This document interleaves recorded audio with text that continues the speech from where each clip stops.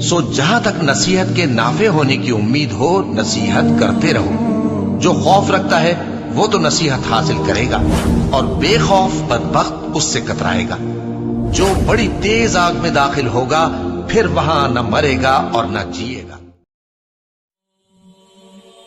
कि हम अपने दुश्मन को तो पहचाने, जब तक हमें मालूम नहीं होगा कि ये सब मामला तो हमारे जहन में चल रहा है, ये मैंने आपको बता दिया।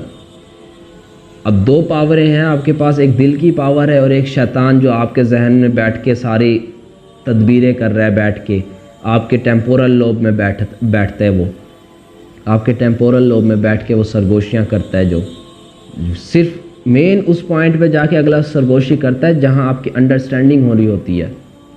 जी हाँ जी, वहाँ बैठ के आपकी वो सरगोशी करता है, अंडरस्टैंडिंग को, आपके जो विजुअल्स है आप जो सुन रहे हैं उसको चेंज करने की कोशिश करता है। वो अपनी बात आपके अंदर डालने की कोशिश करता है। वो इस तरह खबीस है वो शैतान।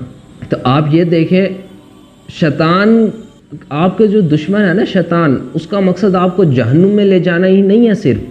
वो सिर्फ आपको जहन्नुम में ले जाना नहीं चाहता, सिर्फ जहन्नुम में भी लेके जाना चाहता है। ये सिर्फ ये मकसद नहीं है, उसका जो मकसद है ना वो इंसान की तज़लील करना है। वो इंसान को इंसान की नज़रों में जलील करना चाहता है, वो इंसान को खुद की नज़रों में जलील करना चाहता है। आप जितने बड़े बड़े देख लें, वो इंसान को कभी सेहतमंद नहीं देखना चाहता। वो हमेशा आपको किसी ना किसी ऐसे डिप्रेशन में रखेगा, किसी ना किसी ऐसी नाउमीदी में रखेगा कि इंसान अपने आप में कॉन्फिडेंट नहीं हो पाता। क्योंकि शैतान ने तकब्बुर से किया था ना, तकब्बुर किया था और उसने इंसान को हकीर जान के वो जहन्नुमी हुआ था। तो उसका मकसद ये नहीं, सिर्फ ये नहीं कि आपको जहन्नुम में लेके जाए, उसका ये भी मकसद है कि आपकी दुनिया मुकम्मल तबाह कर दी जाए। नाज़रीन, ज़हनी अमराज, आपके जहन में वो न्यूरॉन्स वो चीज़ तो प्रोड्यूस कर रहा है, आपका जहन, वो तो मशीन काम कर रही है, लेकिन आप रिएक्ट नहीं कर रहे क्योंकि नेगेटिव आपका दिल कह रहा है कि लोग क्या कहेंगे, लोग किस तरह होगा। गुनाह का काम है ना, आप नहीं कर पा रहे उसको नेगेटिव। तो वो न्यूरॉन्स, वो सब केमिकल्स मिलके आपके अंदर वो बीमारियां पैदा करते हैं।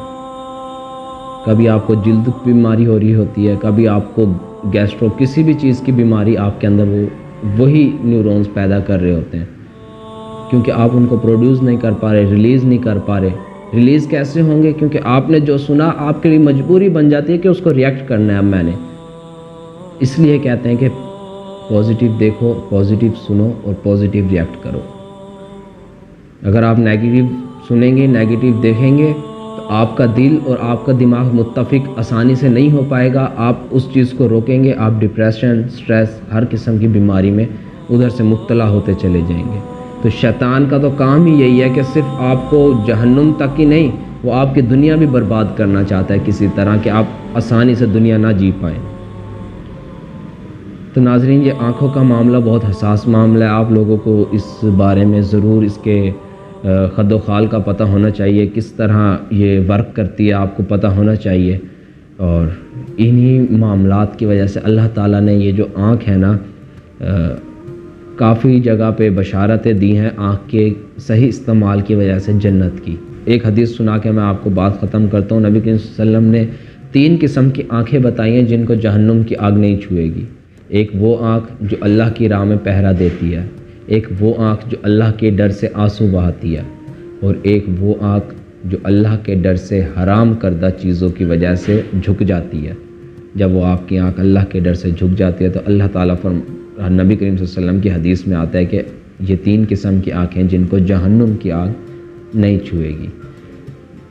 तो नाज़रीन, घर बचाना हो तो दरवाज़े पे पहरा दिया जाता है, अगर दिल बचाना है तो अपनी नज़रों को बचाइए। शुक्रिया।